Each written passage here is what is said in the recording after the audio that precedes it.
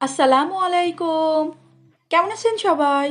আশা করি আল্লাহর রহমতে যে যেখানেই আছেন সবাই খুবই ভালো আছেন।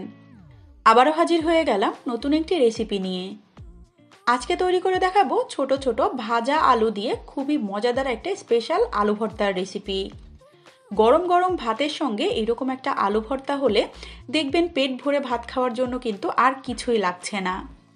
চলুন তাহলে দেখে নেই এর প্রস্তুত প্রণালী।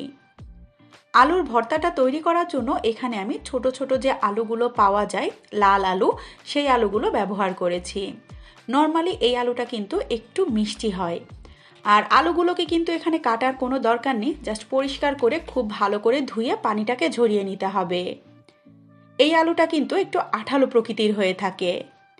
তারপরে ফাইনালি এখন আলুটা ভর্তা করার জন্য চুলায় একটা প্যান বসিয়ে প্রথমেই আমি 2 টেবিল চামচ পরিমাণ দিয়ে দিচ্ছি সয়াবিন তেল।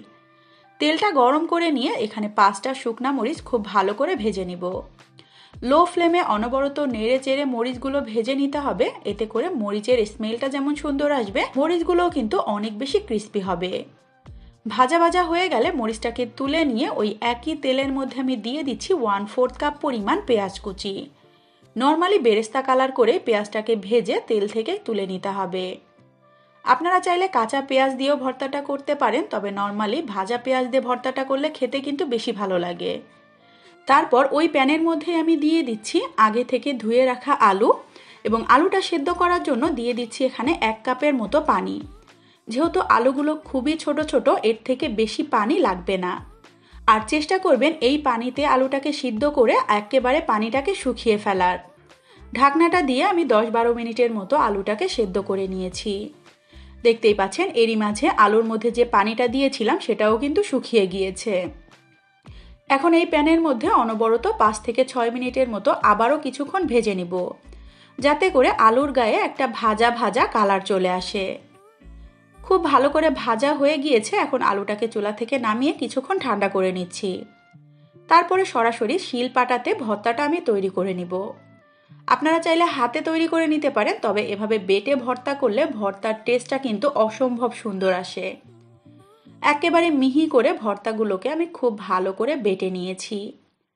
আর অবশ্যই আলুটাকে একেবারে মিহি করে বেটে ফেলার ট্রাই করবেন, এতে করে ভর্তাটা কিন্তু অনেক বেশি আঠালো হবে। দিয়ে দিচ্ছি এখানে পেঁয়াজ বেরেস্তা এবং স্বাদ মতো শুকনা মরিচ। তার সঙ্গে দিয়ে দিচ্ছি এখানে স্বাদ মতো লবণ। আমি এখানে 1 চা চামচের মতো লবণ ব্যবহার করেছি। এখন মরিচটাকে লবণের সঙ্গে খুব ভালো করে ভেঙে দিয়ে পেঁয়াজের সঙ্গে মাখিয়ে নিতে হবে।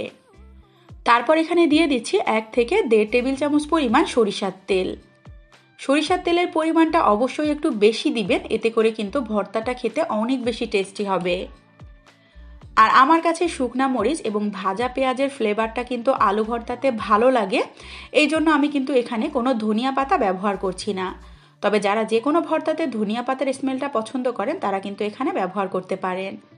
খুব ভালোভাবে মিক্সড করে নিয়ে আমি ফাইনালি ভর্তাটা একটু টেস্ট করে নিয়েছি, ঝাল লবণও কিন্তু একেবারে ঠিক আছে।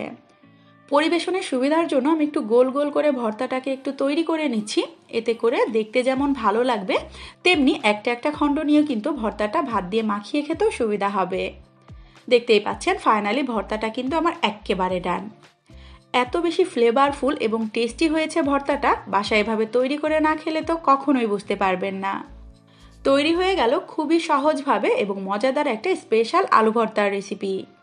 আশা করি আমার আজকের এই সহজভাবে তৈরি করা আলু ভর্তার রেসিপিটা আপনাদের কাছে খুবই ভালো লেগেছে।